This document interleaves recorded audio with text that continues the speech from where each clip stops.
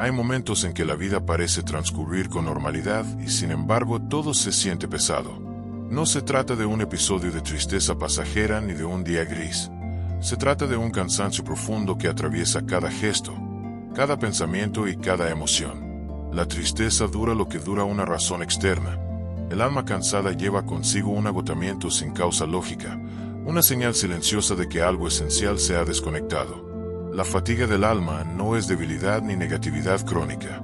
Es un aviso interno de que la misión vital se ha desviado, de que se ha sacrificado el propio centro por expectativas ajenas o máscaras impuestas. Cuando el alma se cansa, el cuerpo y la mente responden con síntomas variados: apatía persistente, dificultad para concentrarse, sueños interrumpidos, malestares físicos sin diagnóstico médico claro. Esa amalgama de sensaciones no es un capricho emocional, es un lenguaje simbólico que pide atención. Detectar esta diferencia requiere afinar la percepción. La tristeza convencional suele aparecer tras una pérdida identificable, una relación que termina, un proyecto que fracasa, un desencanto claro.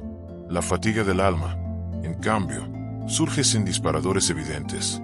Puede instalarse tras meses de vivir para complacer, tras años de ignorar los propios deseos, tras una acumulación de pequeñas renuncias diarias. Es como una herida invisible alimentada por el hábito de olvidar la propia voz. Un síntoma característico es la desconexión del placer. Actividades que antes ilusionaban ahora resultan neutras o incluso molestan. El cine favorito pierde color, la música deja de conmover, el encuentro con amigos pesa como un trámite. No es falta de motivación, es un estrato más profundo que impide experimentar gozo. Ese estrato guarda una pregunta: ¿qué parte de mí he dejado de escuchar para encajar en un guión que no elegí? Otro indicador es el habla interna crítica. No basta con pensamientos negativos ocasionales. La fatiga del alma se alimenta de una voz constante que cuestiona, compara y minimiza. Esa voz no surge de la razón, sino de voces heredadas, exigencias familiares, ideales culturales, mensajes internalizados que dictan cómo debe sentirse, actuar o lograr. Cuando el alma cansa, esas voces se tornan insoportables, recuerdan permanentemente que no basta, que siempre falta avanzar, que nunca se es suficiente. El concepto junguiano de sombra ayuda a comprender esta dinámica. La sombra contiene aspectos de la personalidad reprimidos, necesidades auténticas, anhelos creativos, emociones no expresadas. Cuando la sombra no se integra, exige atención a través de malestares y agotamiento. La fatiga del alma es una llamada de la sombra para restaurar el equilibrio, para reivindicar aquello que se ha negado. En lugar de luchar contra ese cansancio, es necesario preguntarse qué parte de uno pide reconocimiento. Desde la perspectiva arquetípica, el alma agotada activa en sueños y fantasías figuras de exilio, de desierto o de viaje interminable. Sueños recurrentes de caminos sin fin, de bosques oscuros o de puentes inestables no son meras coincidencias, son símbolos que ilustran la desconexión interior. Reconocer estos arquetipos permite darle nombre al malestar y comenzar a descifrar el mensaje. Atreverse a registrar los sueños y buscar sus temas centrales revela pistas sobre las heridas no atendidas. En el plano físico, la falta de energía constante, dolores musculares sin causa, problemas digestivos y alteraciones del sueño pueden ser señales corporales de un alma saturada. El cuerpo actúa como mensajero. Cuando la psique está desbordada, el sistema nervioso se desregula. Tecnologías modernas como la neuroimagen muestran cómo el estrés crónico y la desconexión emocional generan inflamación y desequilibrios hormonales. Pero la medicina impersonal rara vez identifica el origen psíquico. Por eso, la fatiga del alma suele recibir diagnósticos superficiales: estrés, depresión leve o ansiedad.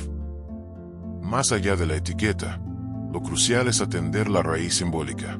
Es común confundir este cansancio con un desacierto en la vida, pensar que el problema es el trabajo, la pareja o el lugar de residencia. Sin embargo, cambiar de escenario sin adresar el malestar interno produce alivio temporal, pero no transformación real. El alma cansada necesita volver a casa, restablecer la conexión con el propio centro antes que buscar soluciones externas. Para diferenciar tristeza de fatiga, vale hacerse preguntas sencillas. ¿Qué evento concreto disparó este estado? Se trata de un duelo identificable o de una sensación persistente sin causa clara. Hay momentos de placer genuino o todo se siente opaco. La voz interna critica constantemente. Incluso tras logros personales, los sueños contienen símbolos de soledad o exilio. Estas preguntas despliegan el mapa interno y muestran si la herida es emocional o existencial. Reconocer el cansancio del alma es un acto de valentía. Implica suspender la lógica utilitaria que exige resultados inmediatos y permitirse sentir lo que surge. Es abandonar la premura de soluciones rápidas y asentarse en la incertidumbre. En ese espacio de silencio, la voz profunda empieza a susurrar pistas para el cuidado, más descanso, renovado contacto con la naturaleza, prácticas de presencia, rituales sencillos que celebren cada paso. La diferencia entre tristeza y fatiga del alma radica en el origen y en la calidad de la experiencia. Una es pasajera, ligada a circunstancias. La otra es un síntoma de desarraigo interior. Tratar la fatiga con las herramientas de la tristeza es como intentar curar una fractura ósea con una venda. No basta con tener la emoción. Hay que reconstruir el sentido de pertenencia a uno mismo, redescubrir la pasión vital que se había apagado. Este reconocimiento abre la puerta a la sanación profunda. Pero antes de recorrer ese camino, es necesario afirmar: no eres débil por sentir un letargo interior, eres humano. Tu alma está hablando con el lenguaje de la fatiga, y escucharla es el primer paso para reencontrar la fuente de tu energía más auténtica. El alma no se cansa porque sí. No es una fragilidad emocional ni una falta de voluntad. Se agota cuando vive demasiado tiempo desconectada de su verdad. No de una verdad absoluta, sino de esa verdad íntima que se silencia día tras día, para cumplir, para encajar, para sostener lo que ya no vibra con uno. Una de las causas más frecuentes del agotamiento del alma es el peso del personaje, ese rol que se ha aprendido a representar frente al mundo, el fuerte, el exitoso, el disponible, el que nunca se rinde. Esas máscaras no son falsas, pero se vuelven insostenibles cuando se convierten en obligación. Sostener un personaje, incluso uno funcional, consume energía psíquica, y llega a un punto donde ya no queda combustible, porque la autenticidad ha sido sacrificada por la imagen. También cansa el intento constante de responder a expectativas que no se eligieron. Desde la infancia, muchas personas aprenden a sobrevivir emocionalmente complaciendo, adivinar lo que los demás necesitan y ofrecérselo, aunque eso implique negarse a uno mismo. Lo que comienza como un mecanismo de adaptación se convierte en una cárcel invisible. Cada sí no dicho desde el deseo propio va desconectando un hilo más de la identidad profunda. La autoexigencia silenciosa es otro veneno disfrazado de virtud. Vivir con la sensación de que todo lo que se hace nunca es suficiente. Estar siempre en deuda con uno mismo. No importa cuánto se logre, el alma sigue inquieta. Porque no es el hacer lo que la cansa, es la sensación de estar corriendo para alcanzar una meta que nadie definió con claridad. Este estado de tensión constante mantiene el cuerpo en alerta y la psique en deuda. Y tarde o temprano, algo dentro colapsa. El alma también se fatiga cuando el instinto es reprimido. En una cultura que premia la lógica, la productividad y la previsibilidad, se olvida el valor de lo intuitivo. Dejar de escuchar la voz interna, esa que muchas veces no tiene palabras pero sí certezas, genera un cortocircuito sutil. El instinto no desaparece, se acumula como tensión. Lo que no se sigue, se convierte en frustración. Y lo que se niega, termina drenando energía. Hay un cansancio que no viene del exceso de actividad, sino del exilio emocional. Vivir entre personas con las que no se puede ser uno mismo. Compartir espacios donde la sensibilidad se percibe como debilidad, sostener vínculos donde se pide más de lo que se puede dar. Todo eso desgasta, aunque desde afuera parezca que todo está bien. El alma sabe cuando no es bienvenida, y se repliega, calla, hasta que un día se apaga un poco. Otra causa silenciosa es el olvido de propósito. No necesariamente un propósito grandioso o profesional, sino esa sensación de que lo que uno hace está conectado con algo más amplio, más significativo. Cuando las acciones cotidianas pierden sentido, el alma entra en un modo de sobrevivencia. Se cumple, se avanza, se responde, pero no se vibra. No hay fuego, y la falta de fuego, a largo plazo, congela. En el universo simbólico, esto se representa como el mito del héroe perdido en el bosque. Un camino sin rumbo, rodeado de sombras, sin señales visibles de salida. Pero el bosque no es castigo, es un llamado a detenerse, a dejar de caminar en automático, a escuchar los sonidos del alma, que son muy distintos a los del ego.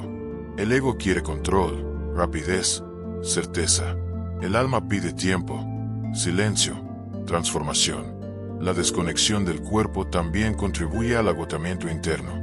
Vivir desde la mente, ignorar los ciclos, los ritmos naturales, la necesidad de descanso, de contacto, de respiración consciente. El cuerpo no es solo vehículo, es oráculo. Muchas veces, las señales de cansancio del alma se filtran primero como molestias físicas sutiles, que luego se intensifican cuando no son atendidas. Y están, por supuesto, las heridas no sanadas. Aquellos eventos que marcaron emocionalmente pero que fueron reprimidos para poder seguir. Las pérdidas no lloradas. Los abandonos normalizados. Los rechazos camuflados en sarcasmo. Todo eso queda alojado en la memoria del alma, no como recuerdo, sino como peso. Un peso que se arrastra sin saberlo, hasta que un día, ya no se puede más. Lo más complejo de este tipo de cansancio es que no siempre se nota a tiempo, porque no hay una caída brusca, sino un desgaste progresivo. Un día uno se levanta más lento, otro día se pierde la concentración, luego se olvida lo que antes importaba, y sin saber cómo, aparece el deseo de desaparecer por un rato. No morir, solo dejar de sostener, de fingir, de cargar. Esa es la señal más clara de que el alma está pidiendo auxilio, no a través del drama, sino de la renuncia silenciosa. Una renuncia que, si no se atiende, puede llevar al vacío existencial, al sinsentido, o incluso a la desconexión total de lo emocional.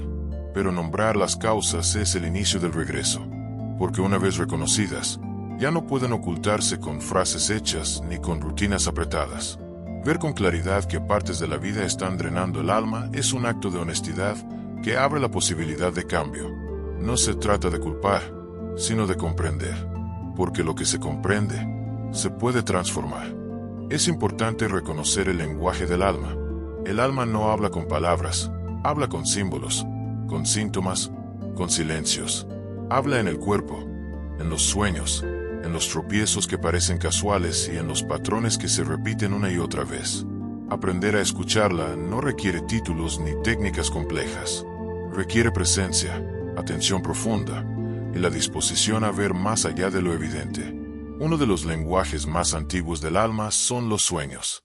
Para Jung, los sueños no son residuos sin sentido de la mente, sino cartas escritas por el inconsciente. Cada símbolo que aparece, una casa vacía, un animal que guía o ataca, una caída, un laberinto, una figura en la sombra, representa aspectos del alma que buscan integrarse. Cuando el alma está cansada, los sueños suelen tornarse más intensos, más confusos o más oscuros. Es una manera de gritar lo que en la vigilia se silencia. También habla a través del cuerpo, no solo con enfermedades, sino con sensaciones vagas, persistentes. La presión en el pecho que aparece sin motivo. El nudo en la garganta cuando todo debería estar bien. La sensación de vacío en el estómago cuando se entra a ciertos lugares. El cuerpo guarda memoria emocional, y cuando el alma se encuentra desconectada, el cuerpo se vuelve su altavoz. Aprender a escuchar las señales corporales no es superstición, es reconexión. El alma se expresa además a través de los bloqueos. Esos momentos donde, pese a los esfuerzos, nada fluye.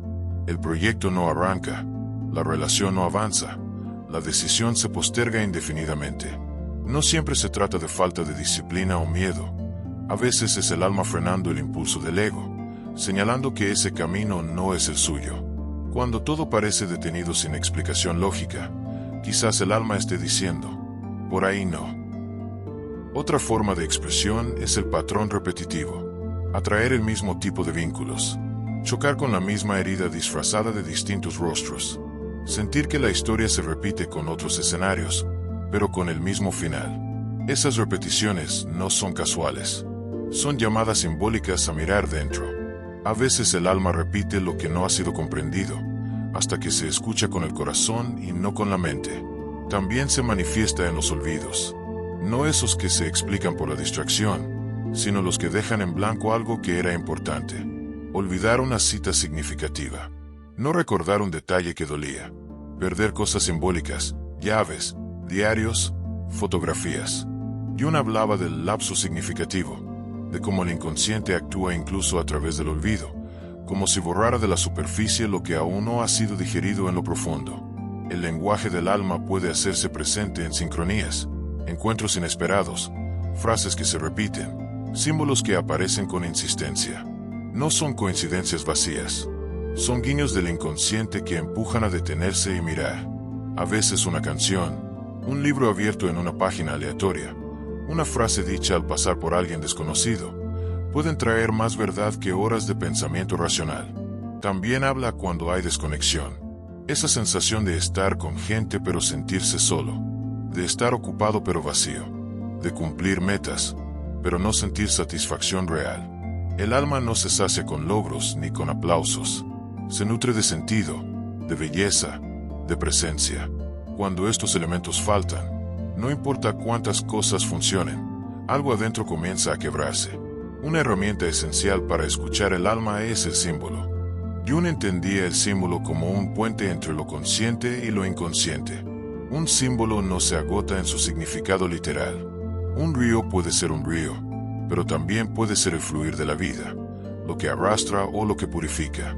Trabajar con símbolos, en la escritura, en el arte, en el lenguaje cotidiano, permite decodificar lo que el alma intenta decir. Y están los arquetipos, esas imágenes universales que emergen en momentos de crisis, transformación o vacío. El anciano sabio, la madre nutricia, el héroe que cae, el niño herido, el exiliado, la bruja, el alquimista. No se trata de figuras inventadas, sino de fuerzas psíquicas que viven en todos. Reconocer cuando uno de estos arquetipos está activo puede ofrecer una guía poderosa para entender el momento vital que se atraviesa. El alma también se comunica en la necesidad de volver a lo simple. A veces, el deseo repentino de caminar solo, de escribir sin rumbo, de mirar el cielo sin pensar. Esos gestos que parecen pequeños son llamados a reconectar. El alma se expresa cuando algo que parecía insignificante, de pronto emociona. Un árbol, una frase, un silencio compartido. Es en lo simple donde el alma encuentra espacio para hablar. Pero para escuchar el lenguaje del alma, hay que silenciar un poco el ruido. No el externo, sino el interno. El juicio constante, la exigencia, la comparación, la culpa. Esos ruidos ahogan la voz más genuina. Escuchar el alma no es una técnica, es un acto de honestidad radical. Es dejar de responder como se espera y empezar a sentir lo que verdaderamente ocurre. El alma no pide explicaciones, no exige lógica, solo busca coherencia. Y cuando esa coherencia falta, no castiga, avisa. Con sueños, con símbolos, con bloqueos, con silencios. Y a veces, con un cansancio tan profundo que ya no puede ser ignorado. Escuchar ese lenguaje es el inicio de la sanación. No porque traiga soluciones inmediatas, sino porque devuelve algo que se había perdido. El sentido, la brújula, la dirección que no se impone desde fuera, sino que nace desde dentro. ¿Cómo comenzar a sanar un alma cansada? Sanar no siempre significa hacer más. Muchas veces es dejar de hacer lo que duele en silencio. Sanar el alma comienza por una elección profunda. Dejar de traicionarse. Dejar de cargar lo que ya no corresponde. Dejar de fingir que no pasa nada cuando por dentro todo pesa. El alma no se recupera a través de la urgencia, sino del respeto. El primer paso es validar el cansancio. No minimizarlo. No disfrazarlo de estrés o flojera. Reconocer que hay una fatiga que no se alivia con sueño, porque no es física, sino existencial. Solo al nombrarla sin juicio, puede empezar el proceso de reparación, porque lo que se nombra, deja de actuar desde las sombras. El segundo paso es revisar qué vínculos se están drenando energía, no desde el juicio externo, sino desde la observación interna. ¿Con quién ya no se puede ser uno mismo? ¿Qué relaciones se sostienen solo por lealtad, miedo o costumbre? Un alma cansada suele estar atrapada en dinámicas donde se da demasiado y se recibe muy poco. Cortar estos hilos no siempre implica alejamiento. A veces solo se necesita marcar un nuevo límite. Otra forma de comenzar a sanar es permitir el silencio. Vivimos en un mundo que sobreestimula, que exige respuestas rápidas y constantes. Pero el alma no sana con prisa. Sana cuando puede respirar. Buscar espacios de soledad consciente no es huida, es medicina. Alejarse del ruido externo es acercarse al susurro interno. Y en ese susurro, muchas veces aparece lo que se había perdido. Reconectar con lo simbólico también es clave. No hace falta ser artista para crear. A veces escribir unas líneas en un cuaderno, dibujar sin intención, hablar con una imagen o encender una vela pueden abrir una puerta invisible. El alma entiende mejor los símbolos que las instrucciones. Y cuando se expresa simbólicamente, empieza a liberarse. El cuerpo, como ya se ha dicho, no solo refleja, también sana. Practicar movimientos suaves, respiraciones conscientes, contacto con la naturaleza, no como rutina estética, sino como ritual de regreso a lo esencial. El alma necesita habitar el cuerpo, no solo pensar desde él. Caminar descalzo, estirarse al amanecer, sentir el agua sobre la piel, pequeños actos que restauran lo profundo. También es necesario dejar morir lo que ya no tiene vida. Ideas, proyectos, personajes. Muchas veces el alma se cansa por sostener ciclos que ya se agotaron. Se insiste, se repite, se prolonga, por miedo a soltar. Pero nada renace sin pasar por su muerte simbólica. Aprender a cerrar puertas con conciencia es una de las formas más poderosas de sanar, porque cada cierre deja espacio para lo nuevo. Volver al presente es otra medicina, no como consigna espiritual vacía, sino como ejercicio diario. Observar qué se siente ahora, qué parte del cuerpo está tensa, qué emoción flota sin ser nombrada. El alma se debilita cuando uno vive demasiado en el pasado o proyectado hacia el futuro. En cambio, en el presente, hay acceso a una verdad más íntima y clara. A veces, sanar también implica pedir ayuda, no desde la desesperación, sino desde la humildad. Hablar con alguien que escuche sin juzgar. Leer un texto que abra una herida con compasión. Buscar guía en alguien que haya transitado la misma niebla. El alma no necesita consejos, necesita espejos. Y en ese reflejo, algo comienza a ordenarse. Otra clave está en nutrirse con lo que realmente alimenta. No solo comida sana, sino belleza, silencio, música, historias, conexión. Lo que se consume a nivel sensorial y emocional impacta directamente en la energía del alma. Reemplazar el ruido de redes, noticias o dramas ajenos por arte, naturaleza o contenido con sentido, no es evasión, es higiene emocional. El perdón también es parte esencial, no solo hacia otros, sino hacia uno mismo.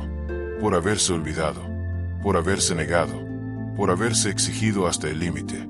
El alma necesita ser abrazada, no corregida. Y muchas veces el primer abrazo que cura es el que uno se da, cuando deja de pelear contra sí mismo. Finalmente, cultivar la esperanza profunda, no la ingenua ni la forzada, sino esa certeza silenciosa de que algo puede florecer incluso después de un invierno largo. Sanar el alma no es volver a ser quien se era antes, es convertirse en alguien más auténtico, más consciente, más completo. La herida no desaparece, pero se transforma en una grieta por donde entra la luz. El alma no necesita que todo esté bien, solo necesita que se le escuche, que se le honre, que se le permita ser. Y en ese permiso, comienza la verdadera sanación.